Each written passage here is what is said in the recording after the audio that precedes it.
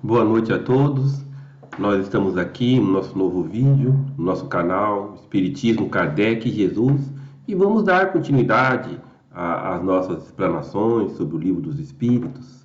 Temos aqui, hoje será a união da alma e do corpo. Isso é muito importante, porque aqui existem questões de bioética, né? Da bioética, existe a questão do aborto, existem muitas questões do controle populacional, dos métodos contraceptivos, né?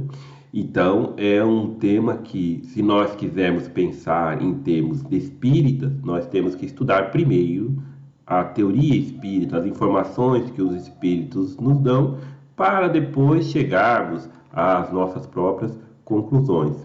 Então, o tema de hoje é a união da alma e do corpo. Na questão 344, Kardec pergunta: em que momento a alma se une ao corpo? Né? Em que momento a alma se junta ao corpo? A união começa na concepção, os espíritos respondem, mas só é completa por ocasião do nascimento. Desde o instante da concepção, o espírito designado para habitar certo corpo, a este se liga por um laço fluídico que cada vez mais se vai apertando até o instante em que a criança vê a luz. O grito que o recém-nascido solta anuncia que ele se conta no número dos vivos e dos servos de Deus.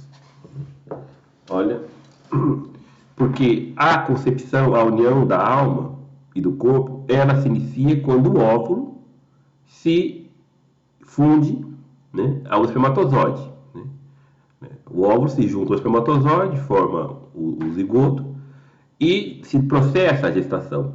Mas nesse momento em que há a união, ainda é a nível microscópico, são duas células, já existe a união da alma e do corpo. Já está a união realizada. Só que essa união, ela vai se processando, esses laços, vamos dizer assim, essa interação, ela vai se apertando, vamos dizer assim, ela vai se intensificando ao longo da gestação. Ela é imediata, mas não está ainda completa. Ela só se completa no nascimento. Ao longo da gestação, o espírito vai se ligando cada vez mais àquele novo corpo. Na próxima questão, é definitiva, né? Kardec pergunta, é definitiva a união do espírito com o corpo desde o momento da concepção? Durante esta primeira fase, poderia o espírito renunciar a habitar o corpo que lhe está destinado? Ou seja, eles responderam que a união da alma e do corpo se dá na concepção, quando as duas células se juntam, se fundem. Mas isso é definitivo? Essa união é definitiva? E os espíritos respondem: é definitiva a união no sentido de que outro espírito não poderia substituir o que está designado para aquele corpo. Se um espírito se uniu àquele óvulo, aquele espermatozoide, que é a célula ovo, que chama, então não pode ser outro espírito substituí-lo. Não pode tirar aquele espírito e colocar outro. Não. É definitiva nesse sentido. Será aquele espírito que estava ligado. Como os laços que ao corpo prendem o espírito são ainda muito fracos, né? Como está só o espermatozoide, o óvulo, essa união com o espírito é muito fraca ainda. Facilmente se rompem e podem romper-se por vontade do espírito, se este recua diante da prova que escolheu. Em tal caso, porém, a criança não vinga. Ou seja, no início da gestação, o espírito pode desistir de reencarnar. E como os laços são muito fracos, eles se rompem e o que acontece? O espírito vai embora. Aquela célula fica sem espírito. Então a criança não vai nascer. Não há possibilidade. Não existe corpo vivo, nascer criança conversando, etc., sem espírito, né? Não existe isso. Então a criança simplesmente ocorre o aborto. A criança não vinga, né? Se o espírito desiste. Mas o espírito pode desistir só no início da gestação, porque os laços estão fracos. Conforme vai ampliando os meses da gestação, a união vai se dando mais firme e ele já não pode desistir. Mesmo porque a consciência do ser espiritual, ela vai ela vai se adormecendo, ela vai ficando adormecida ao longo da gestação. O espírito já entra no estado de confusão, entra no estado, vamos dizer, de dormência, né? Entre aspas, né? Dormência entre aspas. Tanto é que a criança nasce sem saber falar. Ela não entende. Ela emite sons, mas ela não sabe o significado das palavras, não sabe ainda. Ou seja, o espírito já perde a consciência. Perde a lucidez, melhor diria, né? Perde a lucidez plena. Ele já não pode escolher mais. Ao longo da gestação, quer desistir. Ele já entra no estado de confusão, ele vai esquecendo o passado, vai esquecendo até o seu nome, né? A criança não sabe que tem um nome, ela vai voltar a reaprender, né? A outra questão, que faz o espírito se o corpo que ele escolheu morre antes de se verificar o nascimento? Escolhe outro. Os espíritos respondem, escolhe outro. O que pode fazer o espírito? Se o corpo morreu, ele não pode fazer nada. O corpo está morto, ele vai habitar um corpo morto? Não. Então o que o espírito faz? Escolhe outro. E a outra pergunta, qual a utilidade dessas mortes prematuras? Dão-lhe causa, mais das vezes, as imperfeições da matéria. Isso a medicina já demonstrou.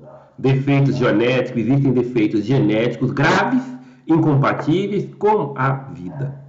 E esses defeitos fazem com que ocorra o aborto, chamado aborto espontâneo, no primeiro, segundo, terceiro mês de gestação.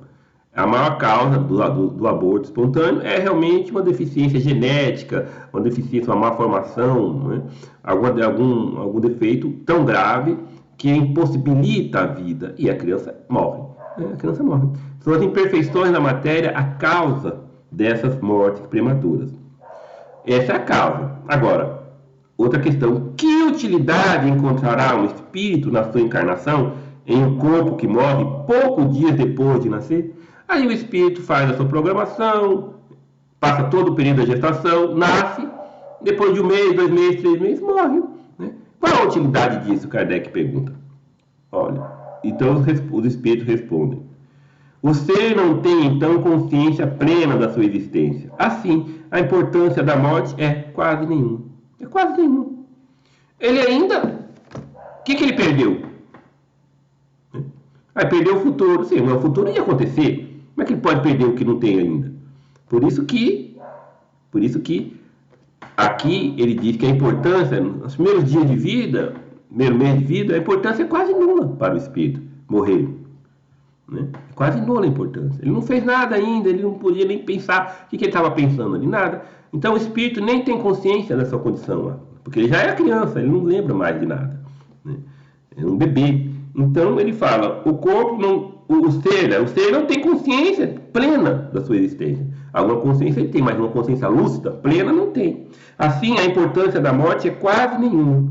Conforme já dissemos, o que há nesses casos de morte prematura é uma prova para os pais. Não é uma prova para o espírito. É uma prova para os pais. Que tem aquele sofrimento. Aquele sofrimento pode despertar os pais para questões de espiritualidade, para questões da religiosidade, para questões outras, unir talvez até o casal, né? Pode unir mais o casal. Então aquilo geralmente é uma prova para os pais. Né? Nesses casos prematuros é uma prova, sempre é uma prova, claro, né? Quanto mais amor daquela criança, maior é a prova, mais dura é a prova. Então as crianças morrem com poucos dias, alguns meses, é uma prova para os pais. Para a criança a importância é quase nenhuma. Outra questão, sabe o espírito previamente que o corpo de sua escolha não tem probabilidade de viver?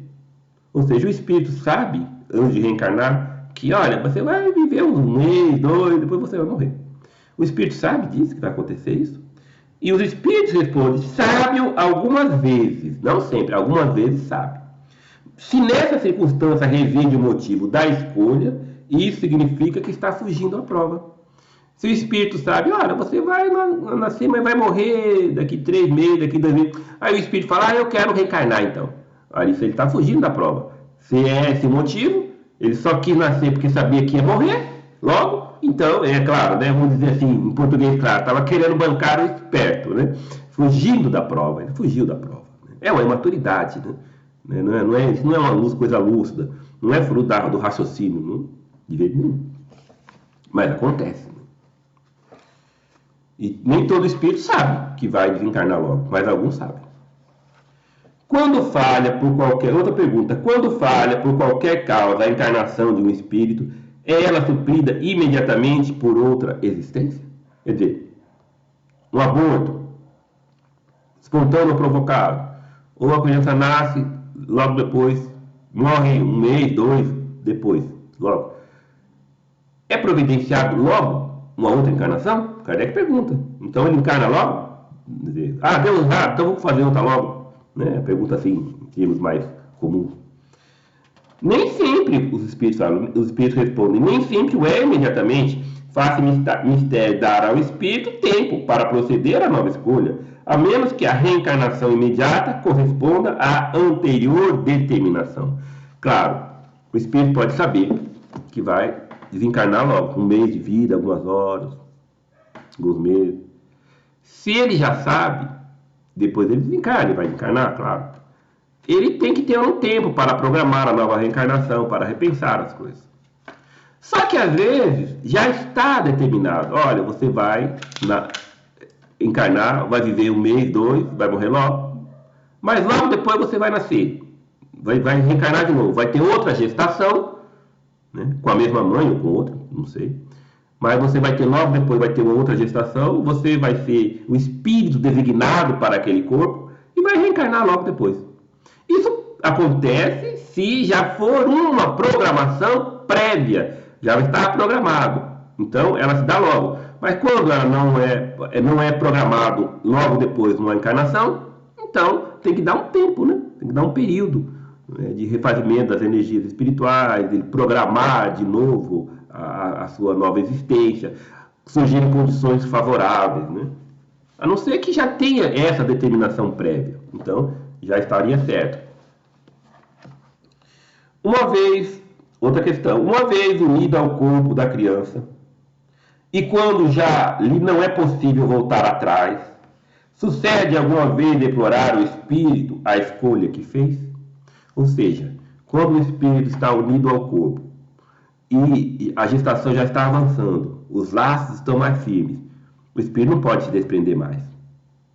No começo ele poderia, se quisesse, mas conforme a gestação avança, ele está preso ali, já não consegue sair.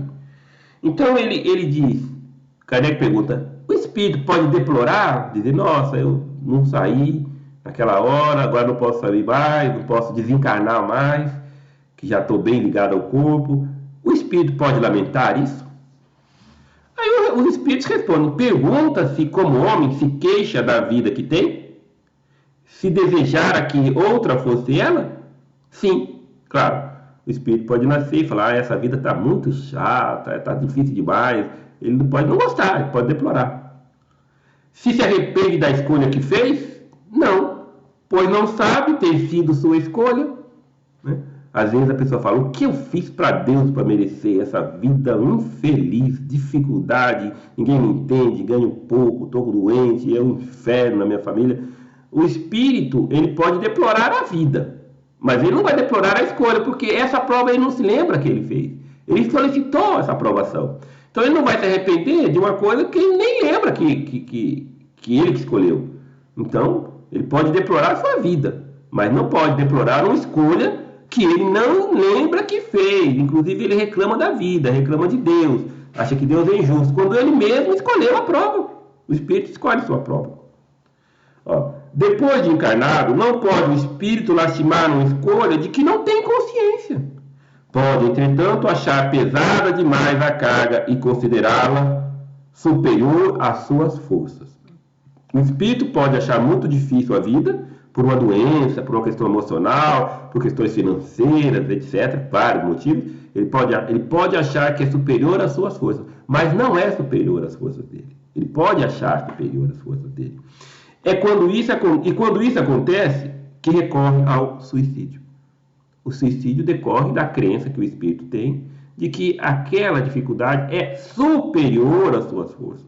Mas não existe dificuldade superior às forças do espírito. Há uma programação, sim, há uma escolha das provas pelo espírito.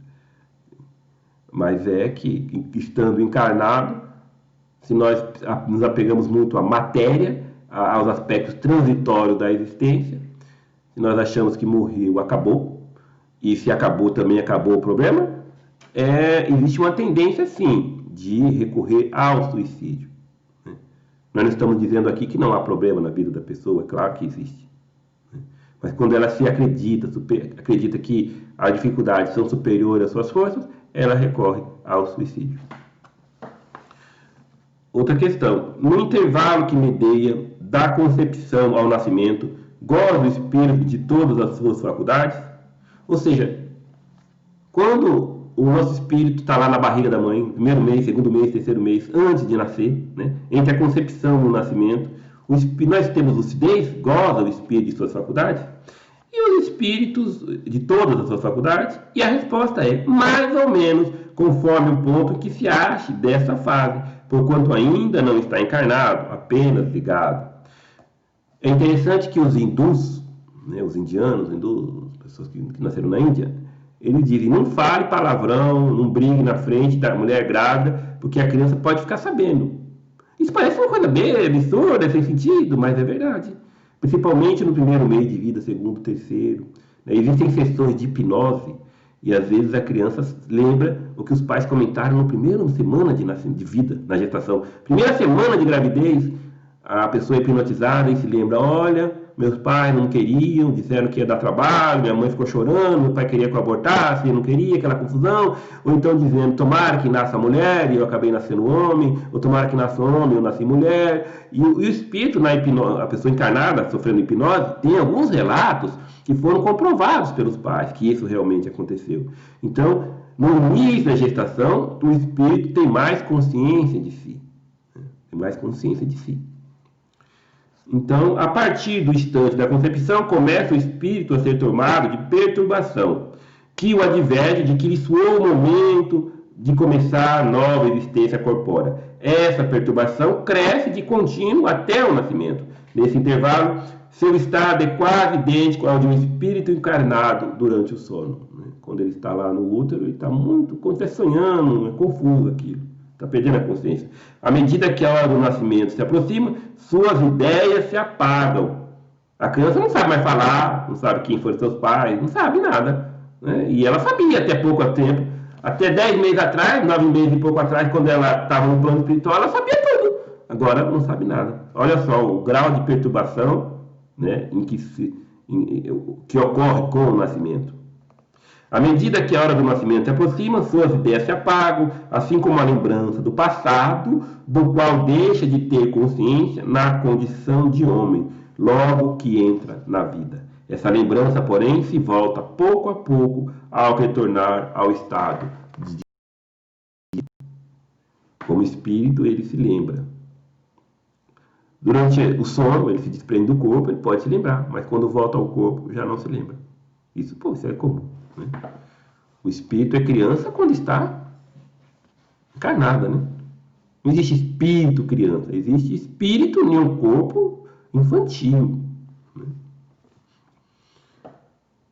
Outra questão. Imediatamente ao nascer, recobre o espírito à plenitude das suas faculdades? E os espíritos respondem não. Ela se desenvolve gradualmente com os órgãos. O espírito se acha numa existência nova. Preciso é que aprenda a servir-se dos instrumentos de que dispõe. Claro, a gente não sabe andar, nasce sem saber andar, nasce sem saber falar, então ele não tem todas as suas plena consciência, o seu potencial todo, de forma alguma. Né? Por isso que ele não recobre a plenitude de suas faculdades.